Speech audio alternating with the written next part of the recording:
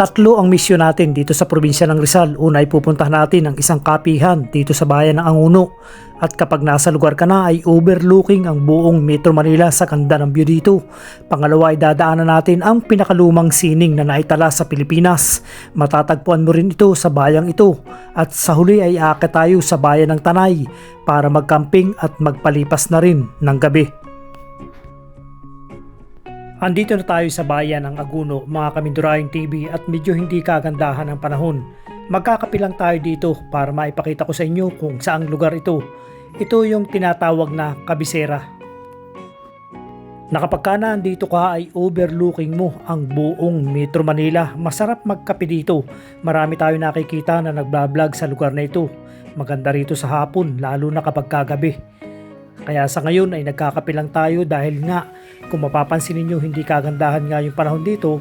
Pagkatapos natin magkape ay pupunta na natin ang pinakalumang sining ng Pilipinas. At ayon nga sa Waze, 2 kilometro ay nando na tayo sa lugar.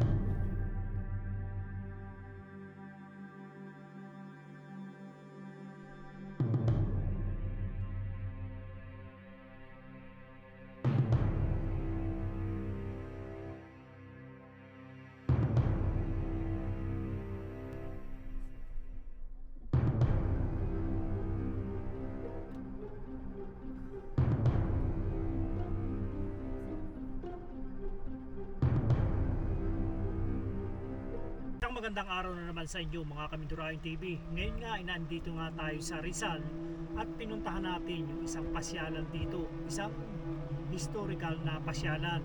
Ang problema, wrong timing tayo, hindi tayo gano'ng makalabas dahil malakas nga yung ulan. Ngayon nga mga Kamindurahin TV, patitilayin lang natin yung ulan at papasukin na natin itong tunnel na nakikita natin ngayon.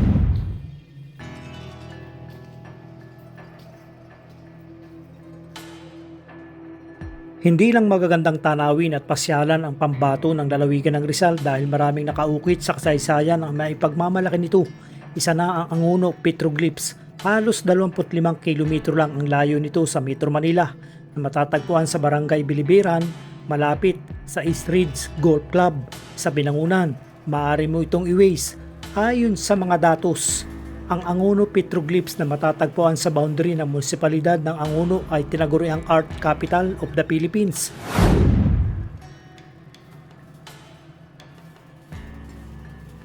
Sapagkat noong Marso 1965 ang national artist na si Carlos Botong Francisco ay nag-report sa National Museum na nadiskubre niya ang isang rock shelter na matatagpuan sa isang hills sa boundary ng Binangunan at Anguno, Rizal. At sang-ayon dito ay may mga sulat na drawing na ayon sa kanya ay gaya at kahawig ng mga palaka, kahawig ng mga lizard na napakatanda ng tingnan. Ay aksidente niya itong nadiskubre ng grupo ni Mr. Francisco noong mag-field trip ang tropa ng mga Boy Scout habang sila ay nagpapahinga sa isang dalisdis ng bundok na ayon din sa sinasabi. Ang lugar na ito ay ginamit din ng mga Pilipino guerrillas noong ika-2 digmaang pandaigdig, na habang siya nga ay nagpapahinga sa lugar na ito ay matalim niyang tiningnan ang mga nakaukit sa bato at nung nilapitan niya ay dito niya nakita ang mga drawing na nakaukit sa bato. Agad niyang inireport ang mga ito sa National Museum for proper evaluation. Ang Anguno Petroglyphs ay may sukat na 63 meters wide, 8 meters deep at 5 metro pataas.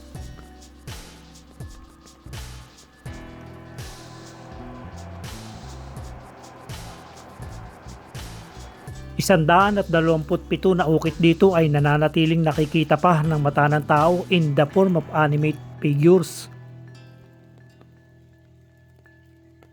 Isang archaeological excavation ang isinagawa sa lugar noong Oktuber at Nobyembre taong 1965 at noong Agosto 1973 sa pamamagitan ng presidential degree bilang 260 ay naideklara ang lugar na ito sa pinakamatandang sining ng Pilipinas at tinawag na Anguno Petroglyphs on the Wall of Rock Shelter in Binangunan, Rizal ng National Cultural Treasure.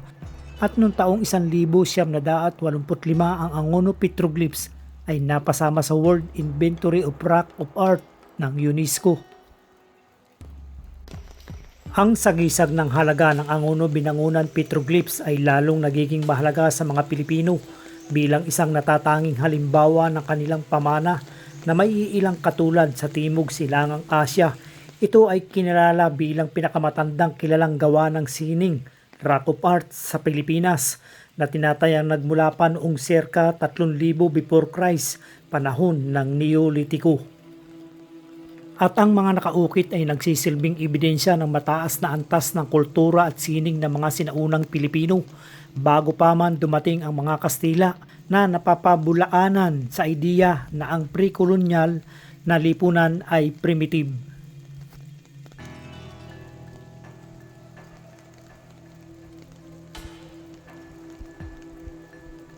Dito natatapos ang ating quick vlog dito sa Angono Petroglyphs at tayo tutungo na sa bayan ng Tanay para doon tayo magcamping at doon na rin tayo magpalipas ng gabi.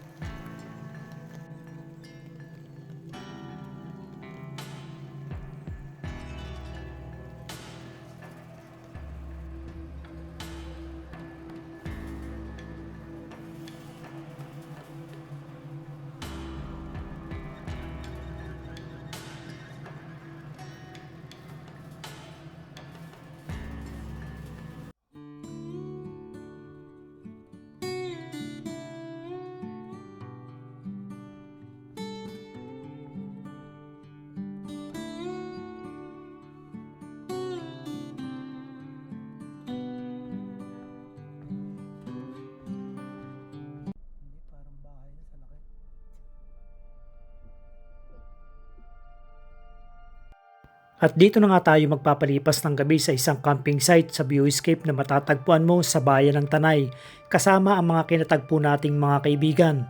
Masarap talagang mag-camping lalo na kapag kasama-sama kayo sa pagluluto, sabay-sabay kayong kakain, may konting inuman, kwentuhan, pero siyempre hindi lahat masarap.